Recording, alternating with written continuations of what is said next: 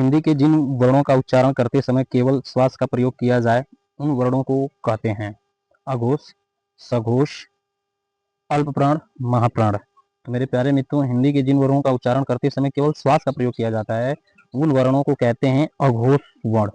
इसमें आते कौन कौन से हैं? तो इसमें आता है क, ख, च, छ, ट, अ, ठ इत्यादि आते हैं। तो यानी हमारा option A will be right answer. Question number 2, इनमें से कौन सा व्यंजन उष्म व्यंजन है? पहले तो आप ये बताएं उष्म व्यंजन कहते किसको हैं? तो जिनका उच्चारण मुखांगों की रगड़ या घर्षण से उत्पन्न उष्मा से होता है उनको उष्म व्यंजन कहते हैं, जिसमें 4 आते हैं। कौन कौन आते हैं? 4, बड़ा सा,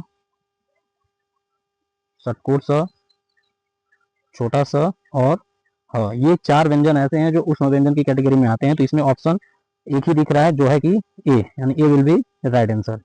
चलिए क्वेश्चन नंबर 2 की तरफ चलते हैं। य, र, ल, य 2 बार हो गया ये क्वेश्चन रिपीट में, यहाँ पे य नहीं बल्कि वो हो जाएगा, यहाँ पे य नहीं है वो है। व्यंजनों को कहते हैं, यानी य, र, ल, वो व्यंजनों को कहते हैं स्पर्श व्यंजन, अंतस्थ व्यंजन, उष्म व्यंजन, उपरोक्त में से कोई नहीं। तो मेरे प्यारे मित्रों, य, र, ल, वो व्यंजनों को अंतस्थ व्यंजन कहते हैं, यानी ऑप्शन सी इसका सही जवाब होगा। ऐसा क्यों होता है? क्योंकि ये ध्वनि कंठ से निकलती है, इसलिए इनको अंतस्थ व्यंजन कहते हैं। चलिए क्वेश्चन नंबर 4 की तरफ चलते हैं। भाषा की सबसे छोटी इकाई को क्या कहा जाता है? तो ये भी यूपीएसआई परीक्षा में 2 दिसंबर को 2021 के फर्स्ट वाले में पूछा गया सवाल है। भाषा की छोटी इकाई को क्या कहते हैं? तो सबसे छोटी इकाई को अक्षर या वर्ण कहते हैं। तो इसका जवाब भी option A will be right answer. ऐसे ही महत्वपूर्ण सवाल और भी हैं आगे, आप वीडियो में पूरा बने रहें। आप भी साथ साथ कमेंट करें और बताएं आपके कितने सवाल सही हैं। वर्णमाला किसे कहते हैं? वर्षों के संकलन को, शब्द गणना को, शब्द समूह को, वर्षों में व्यवस्थित समूह को। ये वर्ष नहीं बल्कि वर्ण है, यहाँ पे क्वेश्चन थोड़ा सा मिस्टेक है, यहाँ पे वर्ण है। वर्णों के व्यवस्थित समूह को तो किसको कहते हैं? वर्णमाला। तो वर्णमाला के व्यवस्थित समूह को ही वर्णमाला कहते हैं। वर्णमाला के व्यवस्थित समूह को ही वर्णमाला कहते हैं, यानी option D will be right answer. चलिए चलते हैं अगले क्वेश्चन की तरफ। निम्नलिखित में से कौन सा रहस्य ध्वनि है? आ, ए, इनमें से कोई नहीं। तो आते हैं इसके जवाब पे। ई, उ, री, ये रहस्य ध्वनियां हैं। इनके उच्चारण में कम समय लगता है, इसलिए इनको रहस्य ध्वनि कहते हैं।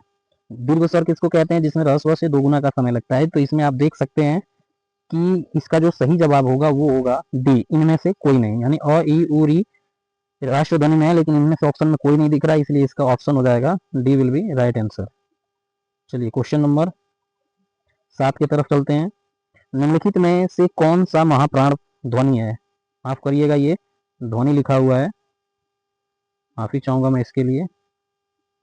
कौन सा महाप्राण ध्वनि है? पहले ये जाने कि महाप्राण ध्वनि कहते किसको हैं। तो उच्चारण में वायु प्रक्षेप की दृष्टि से व्यंजनों को 2 भेद में बांटा गया, अल्पप्राण तथा महाप्राण। महाप्राण क्या होता है? तो व्यंजनों के उच्चारण में हाकार जैसी ध्वनि विशेष रूप से रहती है और श्वास अधिक मात्रा में निकलती है, जिसमें महाप्राण में हर वर्ग का दूसरा और चौथा व्यंजन उष्म व्यंजन महाप्राण है। तो इसका सही जो जवाब हो जाएगा वो हो जाएगा ऑप्शन बी, यानी कि ख, दूसरा और चौथा व्यंजन हर वर्ग का माना जाता है इस श्रेणी में। तो इसका option B will be right answer. चलिए आते हैं क्वेश्चन नंबर 8 की तरफ। और पंचमा अक्षर है। पंचमा अक्षर का मतलब जो 5वें नंबर पे आता है, तो इसका एकदम सीधा सा जवाब है कि म, यानी कि ए विल बी राइट आंसर। ये भी यूपी ऑनलाइन परीक्षा 2021 के 13 नवंबर के सेकंड पाली में पूछा गया था। क्वेश्चन नंबर 9, वह वर्ण जिसका उच्चारण तालु से होता है।